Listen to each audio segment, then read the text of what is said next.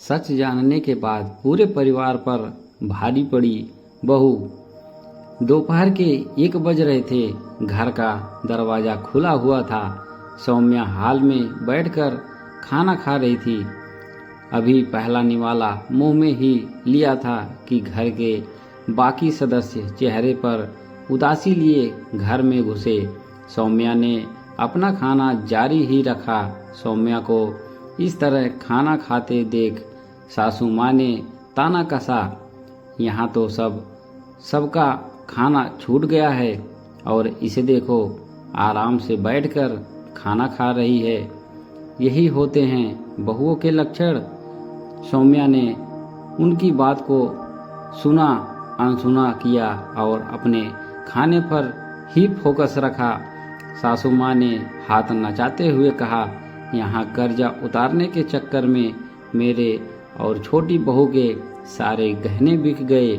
हमारी जान मुंह को आ रही है और इसे देखो कोई फर्क ही नहीं पड़ता। खाने में देखो हलवा पूरी खा रही है। पहली बात तो यह है कि इस घर में होता क्या है मुझे नहीं पता। दूसरी बात मेरी इच्छा मुझे क्या खाना है।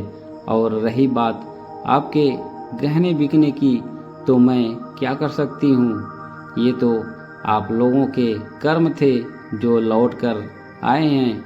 सौम्या की इतना कहते ही सासू माँ कुछ कहना तो चाहती थी, लेकिन अविनाश के इशारे पर चुप करा दिया। सौम्या खाना खाकर अपने बर्तन रसोई में रखने गई। उसके बाद सीधे अपने कमरे में और वहाँ जाकर पलंग पर लेट गई। पलंग पर लेटते ही पिछली बातें उसके दिमाग में घूमने लगी। उस दिन सुबह से सौम्या इधर से उधर दौड़े जा रही थी। अविनाश भी अभी तक घर नहीं पहुँचे थे। सौम्या बिल्कुल परेशान हो चुकी थी, लेकिन घर में किसी को भी इस बात से कोई लेना देना नहीं था। आखिर देवर ने सासू माँ की तरफ इशारा किया तो सासू माँ ने बेरुखी से कहा, हमने तो पहले ही कहा था फालतू के कर्ज लेने की जरूरत नहीं है, पर सुनता कौन है। रख दिए अपने गहने गिरवी, अब परेशान हो रहे हैं। बड़ों की बात नहीं सुनेंगे तो ऐसा ही होगा। एक बार तो सौम्या के मन में आया कि जवाब दे दूं कि अगर आप साथ देती तो शायद यह नौबत नहीं आती, पर फिर चुप रह गई। एक तो वैसे भी दिमाग खराब हो रहा था और अविनाश घर पर भी नहीं आए थे। ऊपर से घर में बैठे लोग साथ देने की जगह वह छीनाकटी कर रहे थे। खैर सौम्या ने ध्यान ही नहीं दिया। अभी भी उसकी नज़रें दरवाजे की तरफ ही लगी हुई थी। उसे इसी तरह छोड़ सब ने शांतिपूर्वक अपना खाना खत्म किया और अपने अपने कमरे में जाकर आराम करने लगे। थोड़ी देर बाद अविनाश घर में आता हुआ दिखा। तब जाकर सौम्या की जान में जान आई। अविनाश के घर में आते ही वे सीधा अविनाश के पास जाकर बोली, क्या हुआ अविनाश, पैसों का बंदोबस्त हो पाया। सौम्या का सवाल सुनकर अविनाश बिल्कुल चुप रह गया।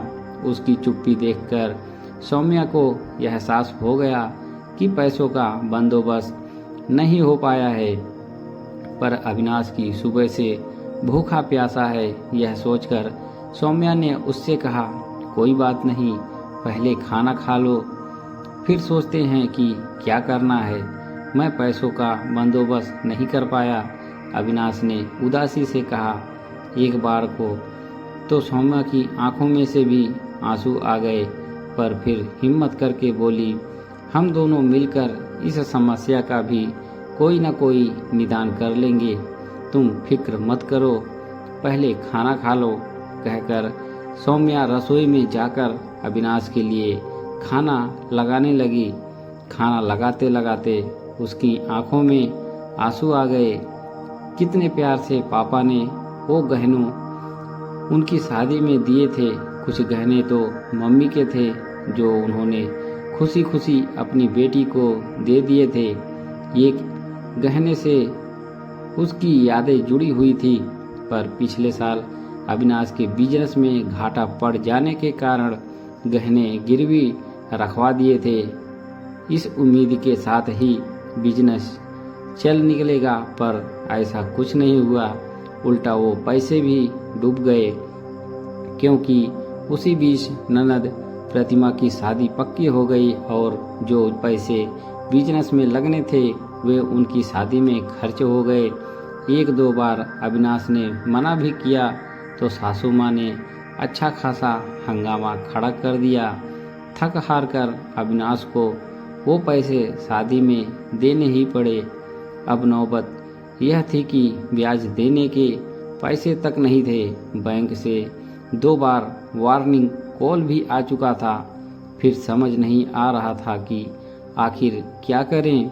सासू माँ और देवर से मदद भी मांगी, पर उन्होंने साफ मना कर दिया, यह कहकर कि हमसे पूछकर कर्जा लिया था क्या, जबकि उन लोगों का काम भी अच्छा चल रहा था। खैर, खाना लगाकर सौम्या अविनाश की थाली बाहर लेकर आई तो अविनाश हाल में नहीं था। दूसरे कमरे में से कुछ आवाजें आ रही थी।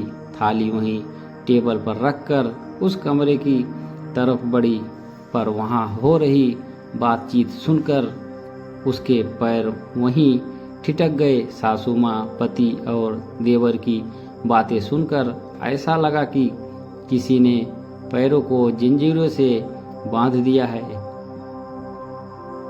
कहाँ घूम रहा था इतनी देर तक अविनाश? कुछ नहीं माँ, बस आज अपनी पसंद की मूवी देखने गया था, पर पता नहीं क्यों सौम्या के लिए थोड़ा बुरा लग रहा है। अब हम क्या कर सकते हैं? अपने पापा के इलाज के लिए अपनी एफडी दे दी, पर नगद की शादी के लिए पैसे ना निकले। क्या हुआ? उसके पापा तो मर गए और पैसे भी डूब गए। हाँ, अगर भाई के बिजनेस के घाटे का बहाना ना किया होता तो भाभी गहने भी ना देती।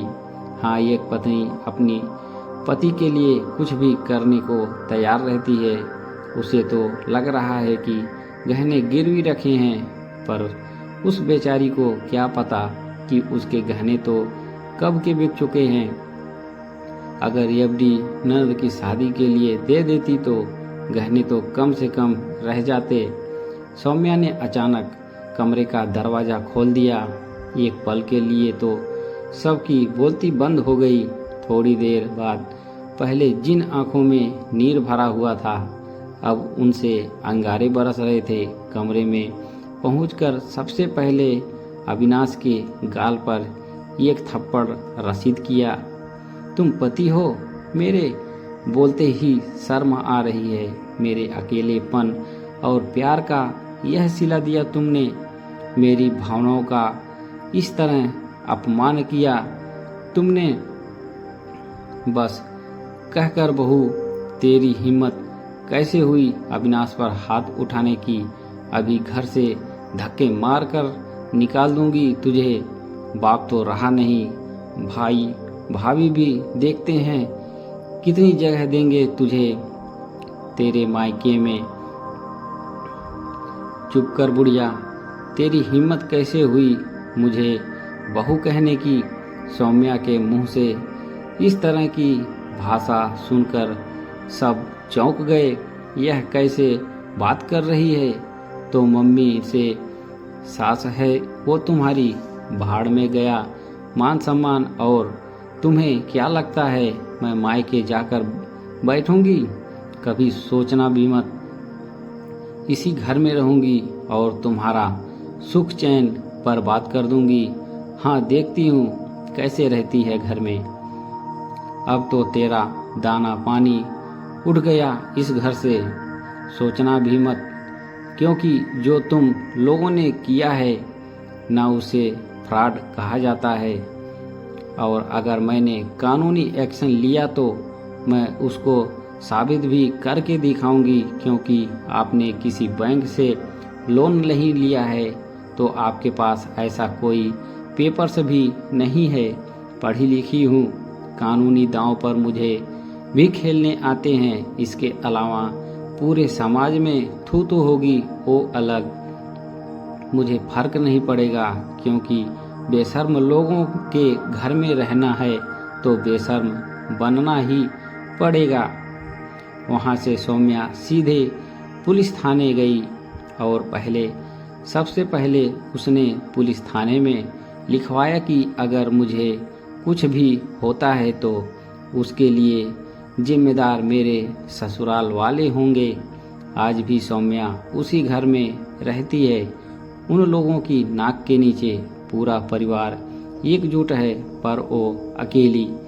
पर अब वो हर चीज करती है जो उसे पसंद है। दोस्तों, किरदारों के नाम बदले गए हैं, पर यह एक सच्ची कहानी है। इस लड़की की हिम्मत की वाकई में दाद देता हूँ, जिसने इतना बड़ा फैसला कर दिखाया। लेकिन कभी कभी डर भी लगता है उसके लिए कि क्या वो ससुराल में सुरक्षित है। पर उसकी आत्मनिर्भरता और आत्मविश्वास हमेशा यही कहती है, आप डरो मत, मैं सुरक्षित हूँ और अब मैं किसी से नहीं डरती।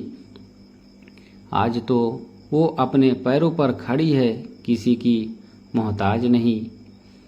कहानी पसंद आई हो तो एक लाइक ज़रूर करें और चैनल को सब्सक्राइब करना ना भूलें। आप सभी का धन्यवाद।